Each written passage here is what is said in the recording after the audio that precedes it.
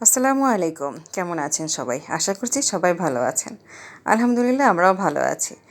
আজ তো হঠাৎ করে চলে এলাম মায়ের বাড়িতে। মাকে সারপ্রাইজ দেব বলে বাচ্চাদের সাথে নিয়ে বাসায় যে ইফতারিগুলো করতাম সেগুলো নিয়েই মায়ের কাছে চলে আসলাম। মা তো একদমই জানতো না যে আমরা আসবো। তো হঠাৎ করে যাওয়াতে মা একটু অবাকই হয়েছে বটে। এই যে নিজে আজ বাচ্চাদের নিয়ে কেনাকাটা করেছি সেগুলো গিয়েই তাড়াতাড়ি কাটতে বসে পড়লাম। যেটাতে আমি বাঙ্গি নিয়েছি, বাঙ্গিটা কাটলাম।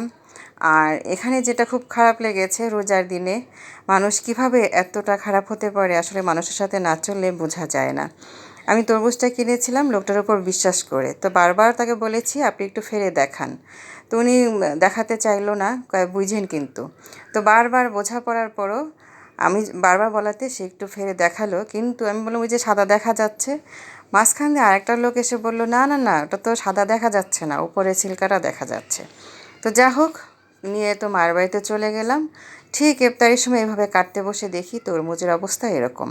তারপর আবার ছেলেকে পাঠালাম যে তুমি আরেকটা নিয়ে আসো। তো শেষে বাচ্চারা নিয়ে আসলো এই যে তরমুজটা, এটা খুবই ভালো ছিল, খুবই মিষ্টি, একদম ওই যে মধু বলে না সবাই এখন, যে একটা বের হয়েছে ওই মধুর মতো।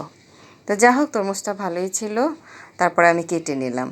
আসলে মা তো সবসময় একা থাকে, তো মায়ের জন্য তার নিজে ওভাবে ইফতারি তৈরি করে না, যখন যা থাকে তাই দিয়ে ইফতারি করে ফেলে।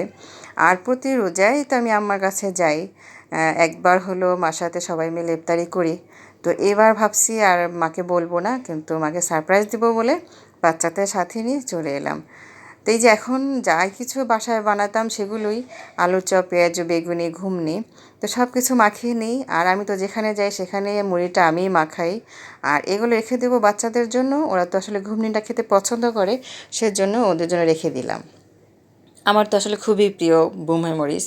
আর বোম্বাই মরিচ দিয়ে মুড়িটা মাখালে খেতে খুব ভালো লাগে, একটু ঝাল ঝাল হয়, ঘ্রাণ আসে, আমার খেতে খুবই ভালো লাগে। তো আমি আমারটা বেশখানি মরিচ নিয়ে ভালো করে মাখিয়ে নিই।